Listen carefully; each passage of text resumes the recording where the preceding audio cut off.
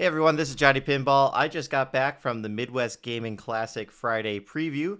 The show is still going on. It is Saturday and Sunday as well.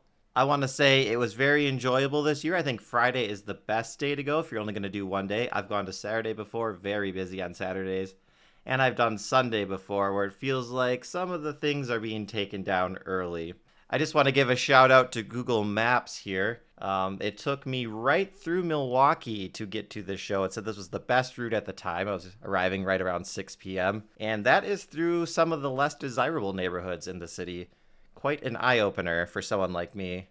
I had my fingers crossed that the reckless drivers wouldn't rear end me. Luckily, I made it okay. But I did notice there was a bit of an odor in the air of the streets of Milwaukee. Kind of very skunky, very weedy. I feel like that entire stretch of Fond du Lac Avenue, just weed. That's all you could smell. And then as you got closer to the Wisconsin Center, went under 43, it's like now I'm on the other side of the tracks. Everything felt touristy and safe, and the odors went away. That was interesting. Well, let's talk about the games we got to play. I got to play Galactic Tank Force. I got to play Pulp Fiction. I got to play Bond 60th. And I got to play Godfather. Let's start with Galactic Tank Force. Now here in the B-roll, we're just looking at the one iPod, one pinball stream from the other day. I got to play on all four of the games they had set up, and they all played a little bit differently. So going into this, I think the big takeaway online was, it's the tank, it's got a lot of air balls when you hit it. And I would say one of the four games that was true, how it was set up. You would hit the tank and boom, right back at you, air ball. Hopped over the flippers, hopped over the plastics type of thing. The other three games that did not happen. Now, is that the flipper strength? Is it just how that one was built? I couldn't say. I will say on that version of the game that had the air balls, the center pop-up never popped up, so that was always down. And that, example had the shortest ball times of all three. Now, my best game was on one of the other machines, and I scored about 600 million on that one, got 2 multi-balls, and I had a blast playing that game. The left orbit shot reminds me a lot of Space Station, because most of the times the lab is lit and the lab has a magnet which drops it into the up kicker, just similar to Space Station, puts it on the upper playfield. Because the game does not have a full left orbit, this is not really a flow monster game. It's kind of a stop and go game, but it's not boring either. I chose to avoid going for the tank unless I was in a multi-ball. I wasn't really sure when you were supposed to attack the tank or what the reason was. Since it's the most dangerous shot in the game, I just kind of avoided it, always going left orbit, left ramp, or right orbit, or the cow target. I think the right Vuck shot could have been a 360-degree ramp. The game feels like it is missing a ramp.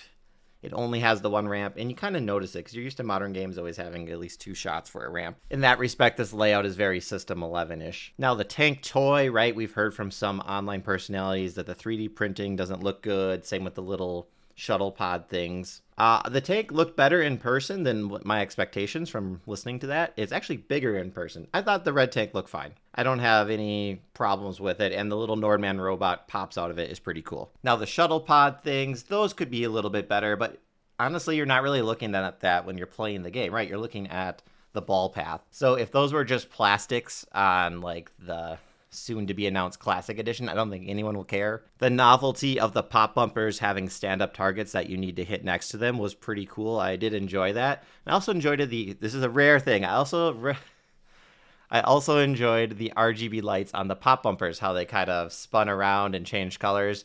I did appreciate that as someone, as you know, who doesn't like the RGB lights. And speaking of the RGB lights, the hot rails, I don't know what they're called on AP games. We'll call them the elevated hot rails.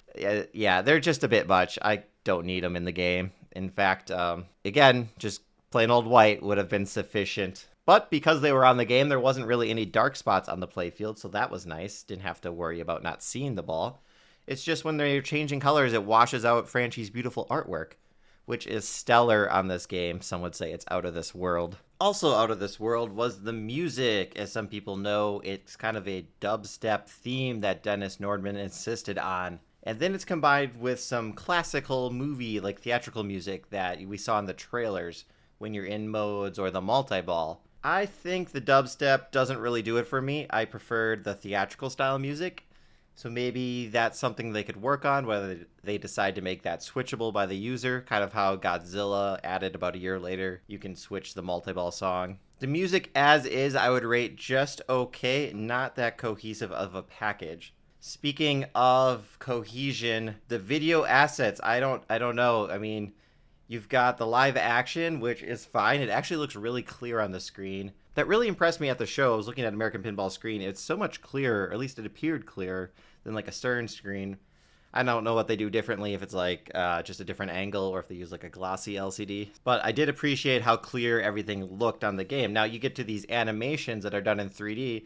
They remind me of like PlayStation 2 graphics and seem out of place. The acting of our actors, I don't think I'm going to blame the actors for it seeming like corny in a lame way. I think the dialogue that was written for them to say just kind of falls flat. It's not funny like Attack from Mars, Medieval Madness. It's just like when you finish your ball, one of the quotes was, "The best fudge comes from Uranus." Ah ha ha ha ha. It's middle school humor at best. So just be warned, that's what you're going to expect with this game. Now, what kept me coming back to the game was the multi-balls. I know a lot of times we hear like Guns N' Roses, or JJP games maybe, there's just too many multi-balls. But I didn't feel that way on Galactic Tank Force. I felt like I had to earn it, and once I earned it, the rewards were substantial. That's where a lot of the points were, and the jackpots made sense. You got like a 17 million jackpot. You know, the points seemed in line with what you expect. Just playing a game where the jackpot's only 500,000, it just, doesn't get you going like 17 million jackpot or double jackpot. Whatever they did, maybe this is Steve Bowden, they did a great job with the multi-ball point structure. The swinging cow target, that's interesting. I did find myself going for it every now and then, especially when it was in the rightmost position. Not very dangerous of a shot. It's think of it like a hurry up. I believe like you have a set number of seconds to hit it when there's the saucers like abducting the cow. That makes me think of like Viking or those early Bally games where they had the saucer sound and you had to hit the target in a certain amount of time to collect the little bonus. There are a few skill shots. I can't say I know them all. How does that go, Steve? I wouldn't be foolish enough to put a percentage on that. Yeah, it seemed like there were a lot of skill shots to go for. Few magnets hidden in this game. Some expected, some unexpected. There's like one by the saucer. There's one from the tank. Seem to enhance the gameplay. No cheap, straight down the middle drains from those magnets. Yeah, let's finish up this first take on the game with the new cabinet design. I did really like that in person. I'm not even talking about the tank design. I'm talking about the redesigned head for this game. It has this really cool recessed spot for the LCD, right? And they have that fully drawn back panel display just like Williams used to do, and then they have the lights above it. Pretty ingenious. Now audio, like I said before, is kind of a mixed bag, but I do want to give notes to American Pinball. When at the show, do not have the volumes turned up to 100%. They had to have had this maxed out. Basically everyone's ears were bleeding as these games competed with each other for who was going to be the loudest. All I could hear was clipping speakers and booming bass. Not really the best experience. Overall, I'd rate this game a solid B. It's not a game I'd want to take home, but it is a game I think I would like to get to know more at a location near me. Let's move on to Godfather Pinball, a game I had probably the least expectations for going into the show. Upon walking up to the game, I couldn't help notice that the color palette of the art reminded me of Guns N' Roses, which was also designed by Eric Minier, but completely different artists. So just a coincidence, but it's kind of where my thought process was. I'm like, oh, GNR, but oh wait, it's Godfather 50th. Let's start with what I like about this game. Flippers were very snappy, so I feel like JJP has gone over the hump with this flipper feel problem. I did enjoy that ramp return that has the black rose style shot. You never quite got the same return out of it because it hits that stand-up target, comes down at you, and then hits the stand-up target on the right. So it kind of keeps you on your toes. I did find the multi-balls easier to get in this than Galactic Tank Force. Like before you knew it, I was starting Turf War multi-ball. And then I got another multi-ball, compound multi-ball, I believe. It all seemed to happen so quickly. It was still fun to play, just, kind of the JJP way of doing multi-balls. The machine gun guy was pretty sweet, although, a little comic looking. I did appreciate the light on the tip of the gun like we were seeing in the promo videos. The layout of this game is the star, though. It is just a flow monster. This would probably play well as a GNR game. I would compare it to, I don't know why, but I would just compare it to Shadow. I think the diverters make me think that way, and Shadow has a lot of flow as well. Now, the one issue I had with the game is the left flipper to the center shot there. Now, sometimes when you're aiming for the center, your left upper flipper will get in the way and block the shot. So you almost have to hit that center from the right flipper. I'm going to have to agree with Carrie Hardy on the upper flipper. It's easy to forget it's there behind the wire form. I just found myself not using it until it was too late. And then it would just end up blocking another shot I was going for. I still have an issue with remembering to use the upper flipper as well. I don't know what's wrong with me.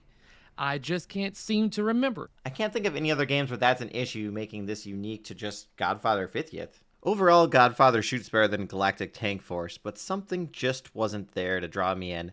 It's the music, it's the callouts, they're just not the best. So of all the games I played at Midwest Gaming Classic, I'm still going to put Galactic Tank Force ahead of Godfather for what I found the most enjoyable overall.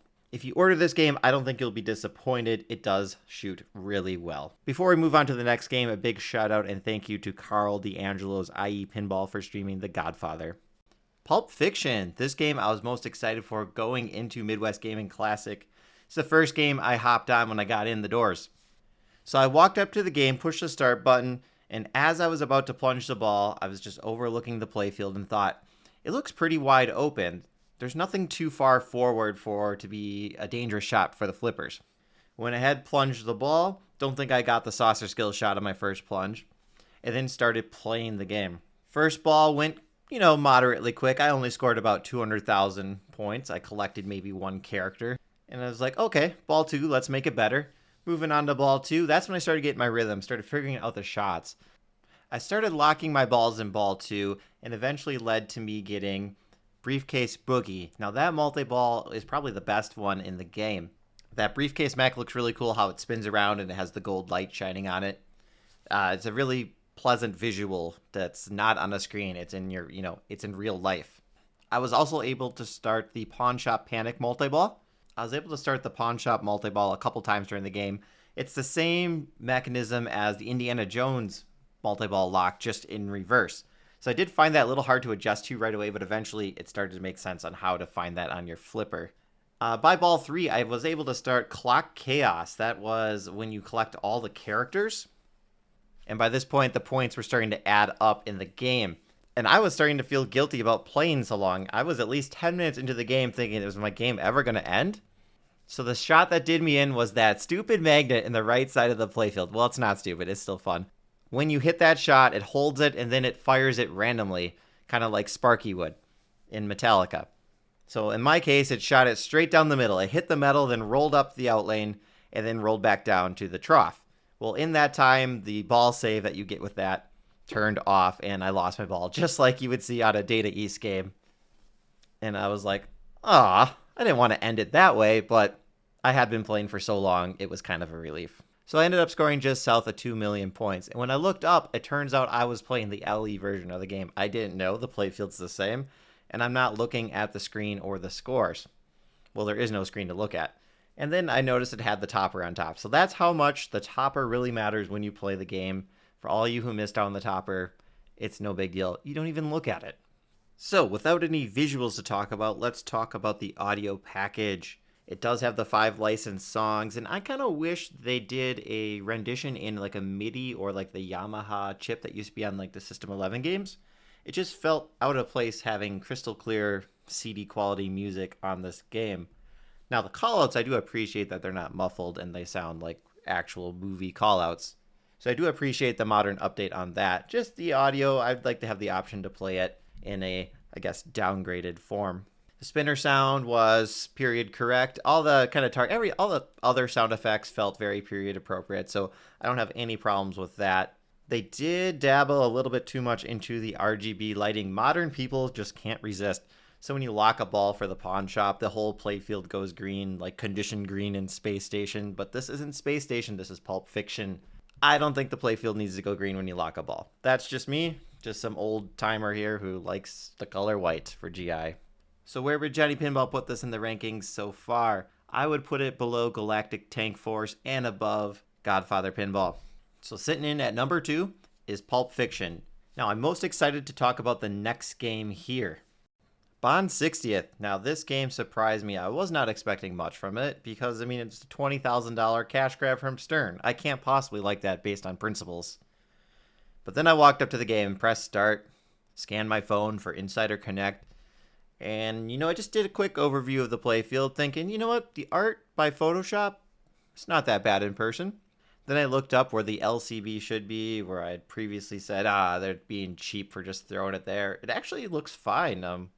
The effect is well done in person. Would be nice to have 4 score reels so you know what your opponents have, but that's not the case here. I only got to play 1 round on this game because there was, of course, a long line for this, and it is butter smooth. This game is what Pulp Fiction should have been. It says Pulp Fiction's kind of a longer player.